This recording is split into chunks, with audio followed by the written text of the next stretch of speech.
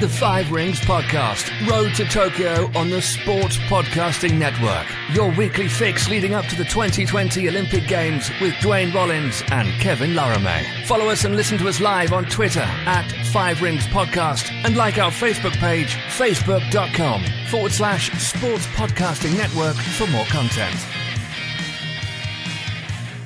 Good day, good night, and welcome to the Five Rings Podcast, Road to Tokyo 2020 here on the Sports Podcasting Network. I'm Kevin Laramée, joined by Duane Rollins. As always, Duane, how are you this week? I'm doing well. It's, of course, MLS Cup weekend here in Toronto, where I am from, which isn't related to this show, but certainly to our other show. So lots of stuff to digest there, but happy to take a little bit of a detour to talk about the Olympic issues on this show, our original show, the OG show on the Sports Podcasting Network. A little detour, just like the marathon and just like the race walk we'll be taking in Tokyo 2020. It has been announced. It is official now. It's been in the works for a few months, but here is from ESPN. An article on November 1st by Tom Hamilton. The confirmation of moving the marathon and race walking from Tokyo to Sapporo for the 2020 Olympics garnered such interest in Japan. The final part of the three-day meeting between various stakeholders was broadcast live to the nation. The announcement of the move came midday on Friday last week, while it was also confirmed that no other events will be shifted to different parts of the country when the Olympics comes to Tokyo next July. This includes golf, which had made a plea to move venues as well.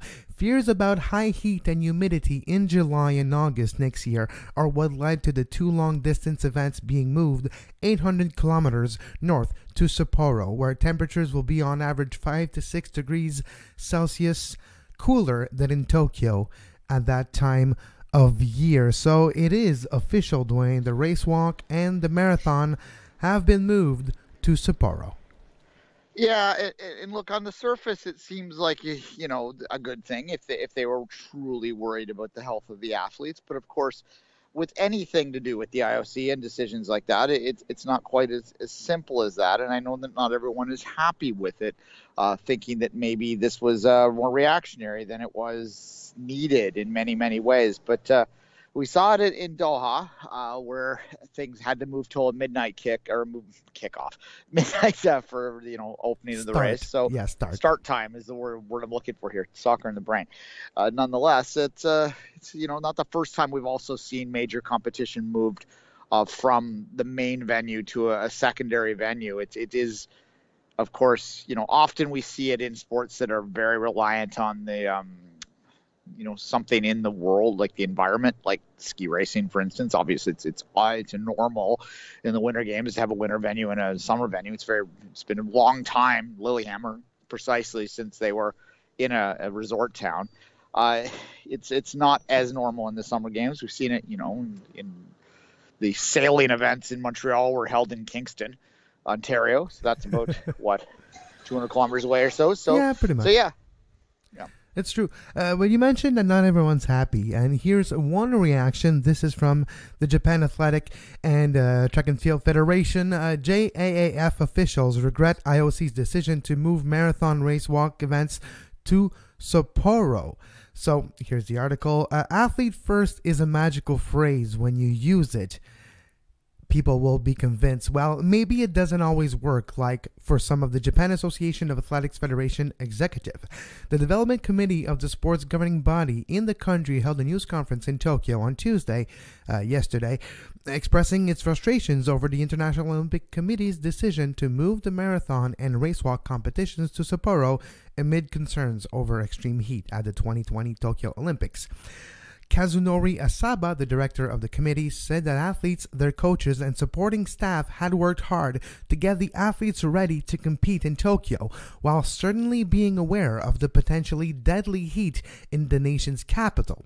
With that said, he added that it was a decision that should not have been made. It's extremely regrettable that the venues have been changed at this time, Asaba said. You can read the rest of the article on the Japan Times, but Duane, for me, it's just an example of officials realizing that it might be unfair for the athletes to be asked to change how they're training for an event already 2 years deep into the training for said event. And also, the decision was made with not necessarily everyone agreeing with it, and not everyone being at least contacted and talked to it about it and asked their opinion on the subject. Yeah, as you mentioned, there's a couple different things happening here. First off, the most important one from an elite athlete perspective, and we're talking about the medal contenders here.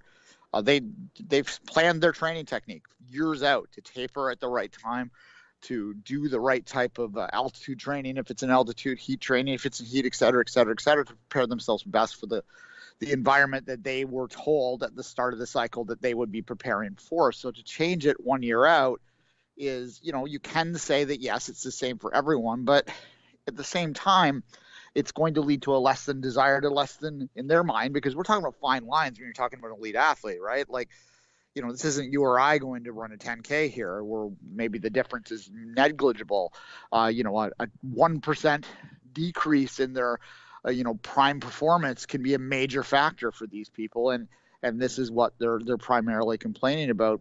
And further to that, I think there's a feeling that their interests, the athletes' interests, are being pushed aside for PR reasons more than for true health reasons, because it seems like the IOC has the athlete's best interest at heart, right? It looks hard to argue.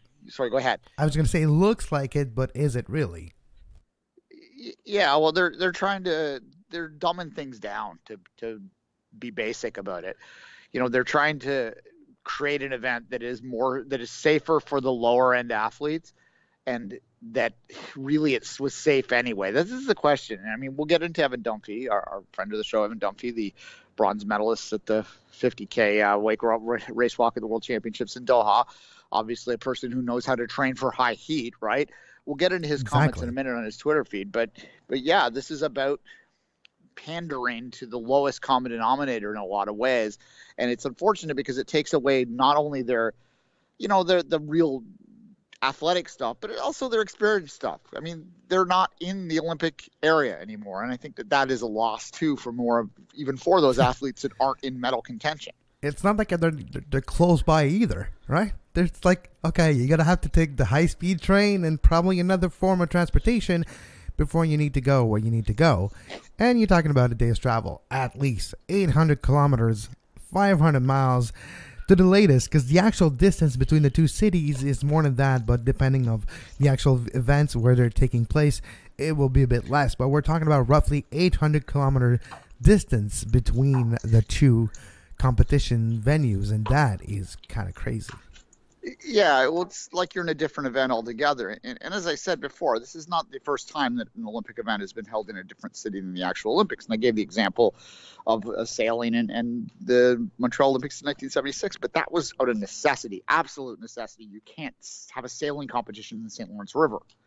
It'll be you have to go from point A to point B. You can't have a loop because it's not wide enough.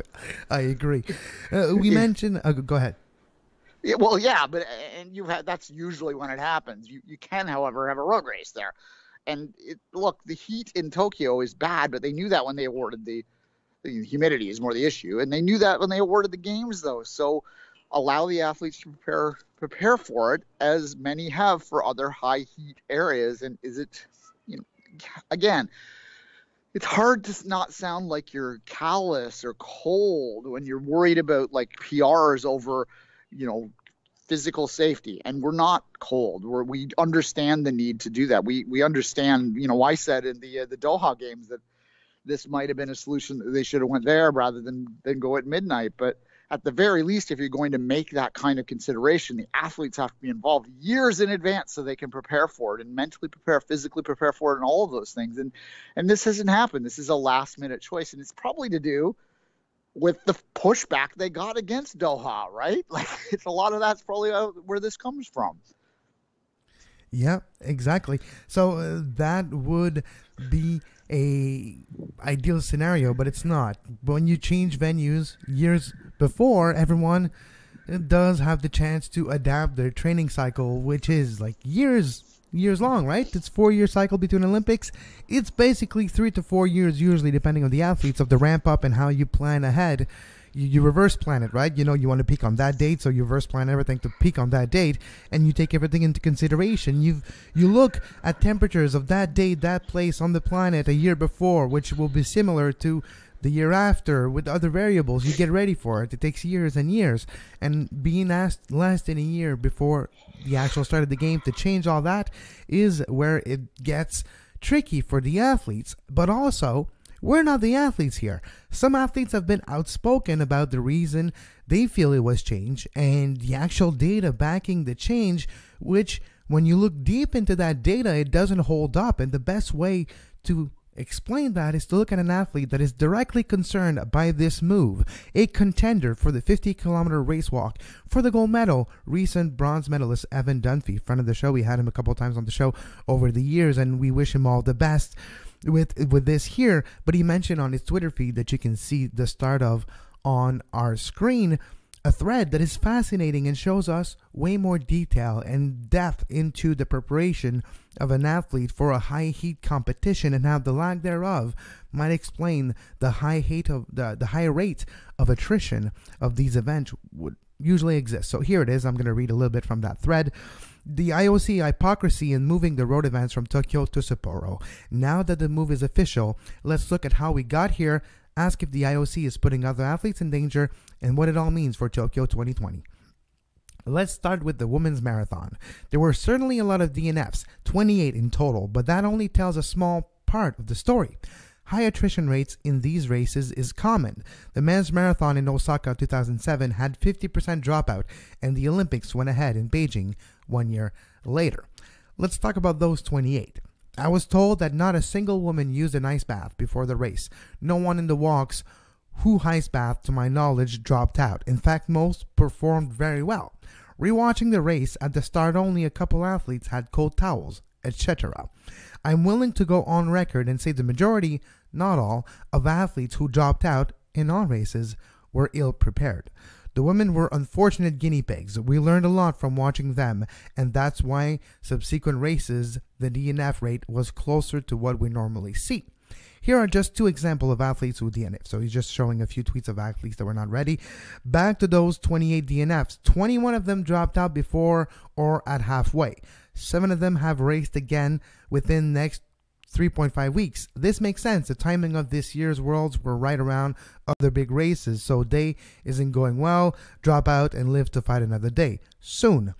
Beyond time of year as consideration, time of day, night races would have impacted DNFs. Trying to get your pre-race food and circadian rhythm right was really hard. Some probably got it wrong. We are so lucky to have, he mentioned his coach, Stellingworth. Most feds don't have a Trent, which is the nutrition and sports scientist with Evan Dunphy's team and the federation. I'm not going to go through the whole feed, but this just gives you an example of the data of the DNFs in other events that led to the decision, and the concerns with the high heat are explainable when you look at the lack of training and the lack of preparations of certain athletes. And when a contender, someone very outspoken in its own discipline and a pioneer in a race walk of this era in this country, talks about the real preparation getting ready for a high heat race, and mentioned that when you do it properly, the decision might not be warranted because of just that single variable alone. There's more to it, and I think it's fascinating to go through this entire thread, and I suggest our listeners to do so. But it is interesting to look at how athletes get ready for a high heat event, Duane, like we've seen in Doha last month, but also how maybe they were going to be ready for Tokyo and it wasn't going to be that high risk as some officials would like to say. Well, yeah. I mean, it's apples to trucks that they're comparing there in a lot of ways, right? I mean, the World Championship a year out of an Olympics has a lot of factors which will cause a DNF, as Evan quite rightly pointed out. I mean, you know, someone might decide that their body just isn't there yet because they were kicking off at midnight. That's as much of an issue as it was the heat in Doha. So the drew a direct comparison is just silly. There's also just more DNFs in major championships anyway, because you have some athletes in there that that maybe aren't at the very elite of their level. And as he said, they didn't prepare at the same level that the contenders did. You know, the Olympics talk about being for the athlete, at the athlete's best interest at heart. Well, is it? Really, it comes down to, you know, there's a lot of factors. There's a lot of things that the Olympics has to factor in to get at the best heart. I'm not saying it's a simple thing for them either. They have stakeholders that they have to please, and that includes the networks and television and making sure that the event goes on. And they do have to set up situations so that nations that aren't medal contenders do have an Olympics experience that's is unique to their own and is valuable to them in their own way. So I'm not saying it's a simple thing for them to do, but to listen to the athletes, to listen to the elite athletes, the contenders in their field, does seem simple to me. And in this particular case, it seems like they've made a choice that is not necessarily that thought out of, and is more about wanting to seem like they're doing the right thing. And, you know, maybe at the best case, it's ignorance on their behalf, that they are legit trying to do the best things. More cynically, they're just trying to spin it to make it seem like they have the athlete's best interest and they can make all these great talking points. It's, you know, you're being woke for the sake of it type thing, right?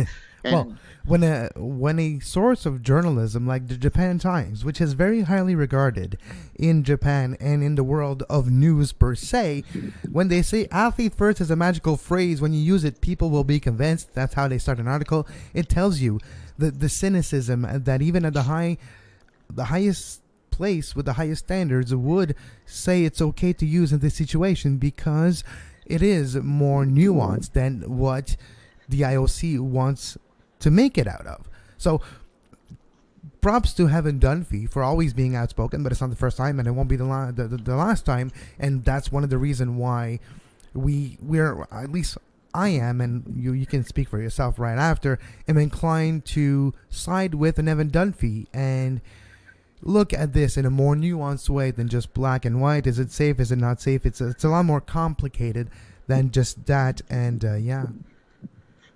You know, certainly. I mean, I'm going to take Evan Dunphy's word in a distance race over pretty much anyone, because I certainly don't know what it's like to walk 50 kilometers at the pace he does. Very few people in the world know how it is to run a marathon pace. You know, we saw the 2 hour barrier broken recently. Yeah, but that doesn't count. That was just a gimmick. That was like when you have like Mo Farah and other people just carrying you literally to the finish line. It was like, I was like, really? Still, you know, it still kind of counts. I don't know, 2 hours, whatever. Okay, the world record in the marathon. They even like literally anyway, but Duane, they literally chose the place to held it that it would have a certain amount of downward slope all the way to the end to facilitate a high time. It's crazy the amount of sports science Ineos put into this. Like maybe you and I would have made like 2 hours and 10 minutes in a marathon with this with the surrounding, you know. I'm going to go ahead and go on a limb and say no, I would not have ran a 2:10 marathon. At least I would have finished it, which is already a success in itself. Oh god! All right, I'm still aiming to break a 30-minute 5K one day. Let's well, be real here. I do, but it's on my bike, so that's totally different. I can cycle 5K, no problem. Here's a few questions I have for you, and there may be deep questions, and we'll continue after with these questions. Here's the first one for you, Duane. Is it up to the athlete to get ready for hard conditions and maybe even dangerous conditions for an international meet, for an event, or is it up to the governing body to provide a safe conditions or a safe environment? Which is it? I think it's up to the athlete, and look, I am someone who believes the Olympics should offer the greatest challenge of any athlete's career. It is the pinnacle of the career. It's what they train for in many ways. So it should be, you know, competitive. It should be challenging to them in a way that few others are. Now, the reality is, of course, it often isn't. And I think you could speak to that on the cycling side of things, where, you know, there are much more, or in the downhill ski racing situation as well. Look, Kitzbühel, they're like, it's icy. Yeah, that's your problem. it's a you never problem. See that at the Olympics because they wouldn't want to kill some poor, you know, developing nation athlete on this, and I get that. But the World Cup level, yeah, it's on you. Cycling, Tour de France, Go back to the history of Tour de France. They used to ride 400 to 500 kilometers in a day in the blazing heat of the south of France during the end of July at 40 degrees Celsius, 105, 110 degrees Fahrenheit. Those are not safe conditions. But that's on you, man. You want to win? That's what you got to do. And I kind of like the romantic idea of it. Yeah, sometimes you have unfortunate events and you have death, and it happens in the world of sports, unfortunately, from time to time. But which is it? You're the one who wants to do it, I guess. And for me, you want to, like you mentioned, you want to test yourself in the biggest possible way. And sports, in its purity, in its identity, purely by definition, is to push the human boundaries, to push the boundaries of what a human can do performance-wise. And sometimes that does not include a safe environment. Yeah, I mean, you want to provide the safest environment reasonable, right? But Safest. That's a different thing. Yes, you're right. That's a different safe, thing. Exactly. Which is a different. I mean, you look at the origin of the marathon myth, right? You know, he dropped dead at the end of it. That's the idea, and it was supposed to test the excess of human endurance. We've, of course, since that time know that humans have greater endurance. We see 100-mile races, but it's certainly supposed to still be an ultimate physical test, and you're supposed to have DNFs. You're absolutely supposed to have DNFs in a marathon. Otherwise, the course isn't hard. Exactly. And you mentioned the safest versus safe.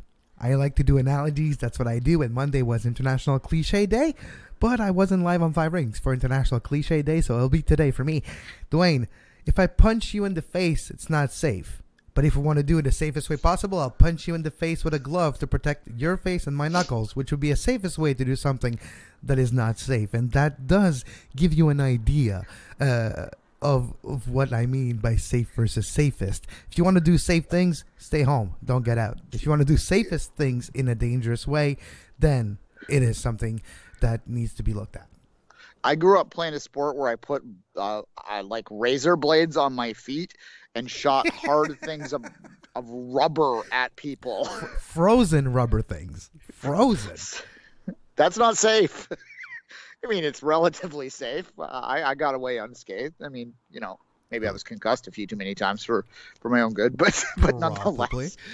But no, hey, I played football, American football. I used to dress up in an armor, run full speed, and hit another guy with my head. Yeah, that explains a lot too. Yeah. We're not for the moment suggesting that there should not be safety procedures put into events. When you're talking about this, I think you're at the elite level. You've got to also allow them to have their own risk and their own responsibility factored in there. This isn't a high school cross-country meet where you're going to cancel because the humidity gets to 40 degrees. By all means, cancel that. And we're not talking about like an open marathon like the Montreal Marathon example that actually had a death this year, unfortunately. And, we're not talking about this type of event where it's open to everyone and you can... No, we're talking about a high elite level. If you're talking about the Montreal Marathon example or a regular marathon in Tokyo when it's 42 degrees, yeah, for sure you're canceling that thing. Like, no ifs or any questions about it. Yeah, it's canceled. For general public and even for elite athlete altogether, yeah, it's canceled. Just elite athlete, well, that's a different story. I don't know. That's how I feel about this whole situation. Yeah, and talk to your athletes and have them, compete in a way that they want to.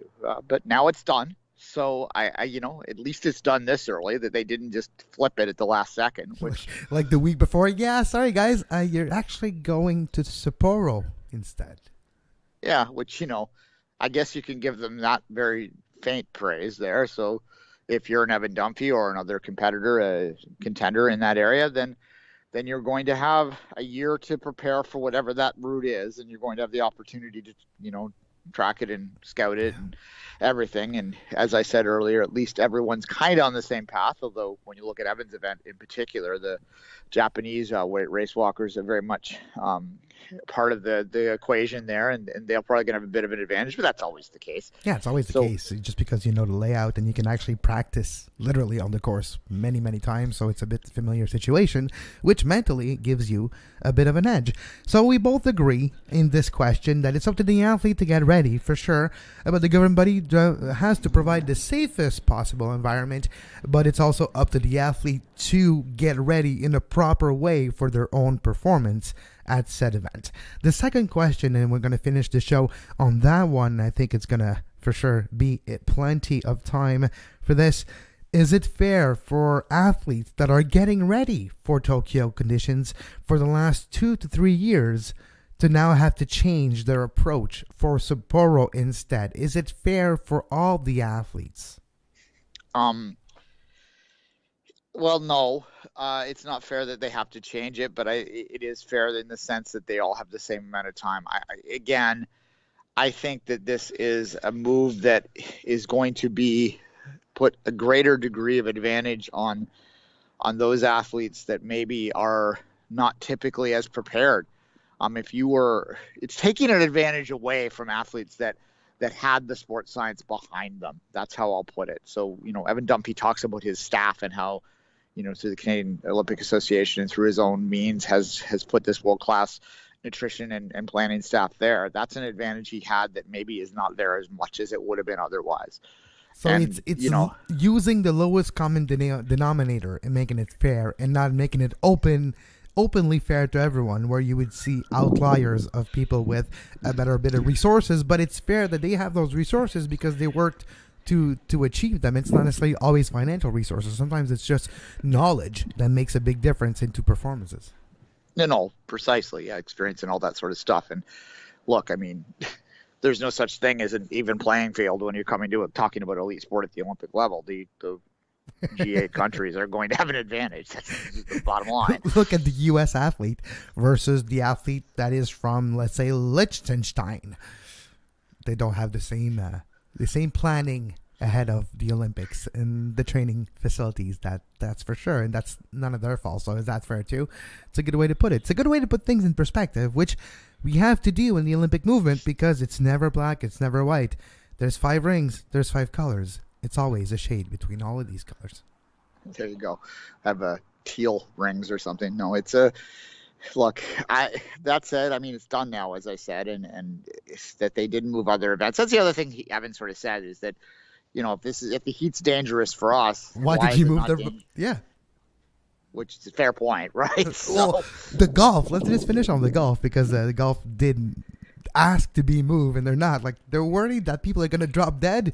They're worried about the spectators dropping dead just because of not moving, standing still with the blazing heat and the sun on them for hours and hours, at least 4 to 5 hours if they're there for one session or way more.